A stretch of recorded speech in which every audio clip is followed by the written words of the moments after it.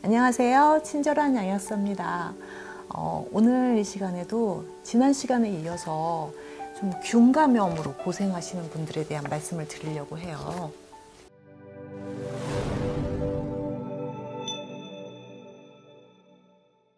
감기가 심해지면 폐렴도 많이 생기잖아요. 면역력이 약한 노인들이나 아이들 같은 경우에 모세기관지염이라든가 아니면 폐렴으로 입원을 하는 경우도 되게 많아요.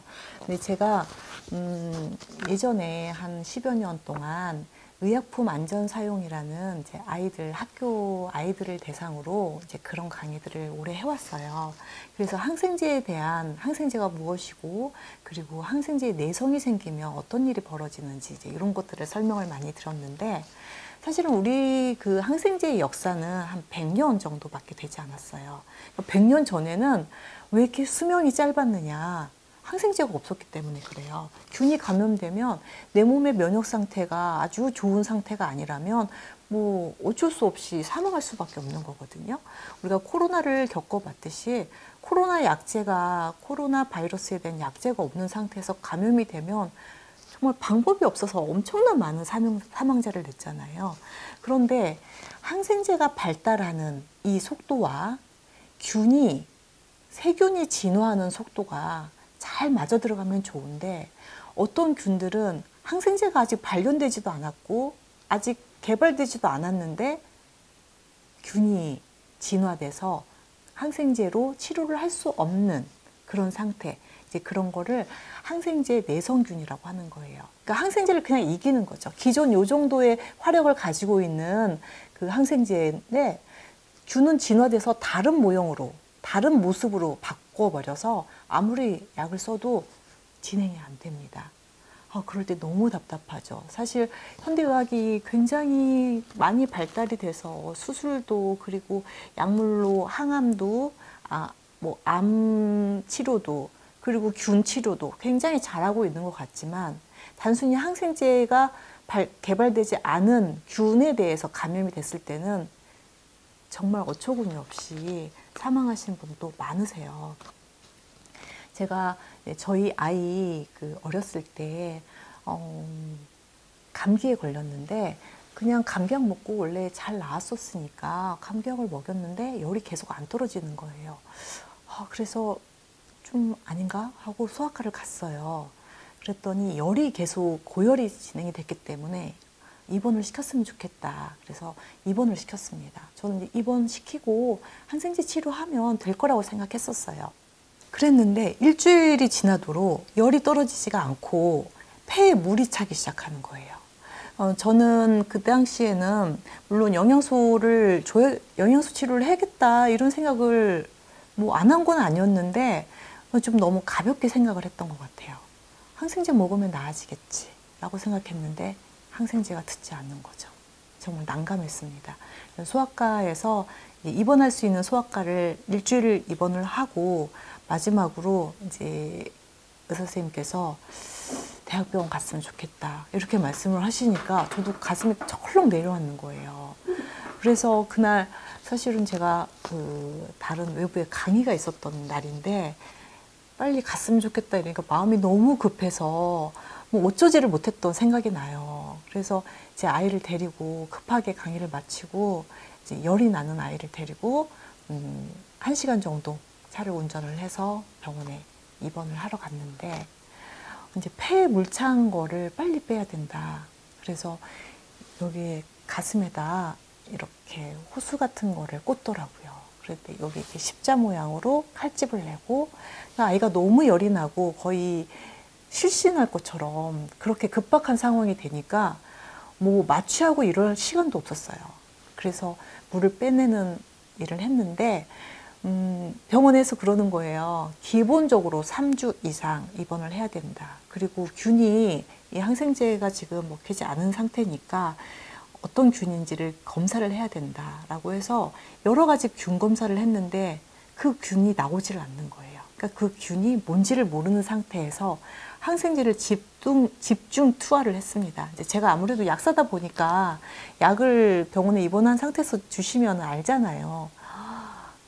일반 저희 내과에서나 일반 로컬 병원에서는 쓰지 않는 뭐 3세대 항생제 거기에다 스테로이드까지 이제 염증이 계속 너무 진행되니까 항생제는 항생제대로 또 스테로이드는 스테로이드대로 같이 넣어서 이 염증을 방어하기 위한, 그러니까 균은 균대로 강하게 예를 들어서 항생제로 균을 공격을 하는데 스테로이드는 왜 줬지? 그때 그렇게 생각을 했었거든요. 그런데 내 몸에 있는 면역세포가 너무 과잉으로 항진되지 않도록 이렇게 스테로이드를 처방을 계속 하시더라고요.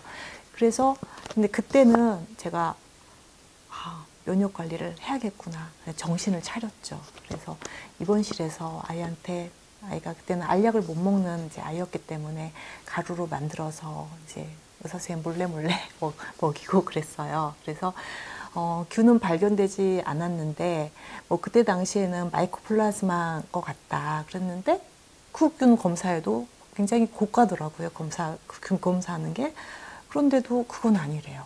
그런데 병원에서 이제 계속 혈액 채취하고 혈액 검사를 하는데 간 수치가 300이 넘게 올라가는 거예요. 너무 겁이 났어요.